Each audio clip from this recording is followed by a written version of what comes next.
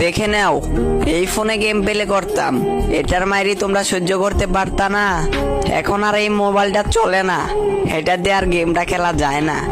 দামি ফোন কেনার সামর্থ্য নাই, তাই বেশ কিছুদিন হইলো আস্তে আস্তে বাদ দিয়ে দেবো ভাই, আমি আর এই জগতে থাকবো না। আমার অবস্থা দেখতেছেন না, আমি পাগলের মতন হয়ে গেছি। আমার কিছু বাড়ির কোনো কথাই মনে নাই আমার।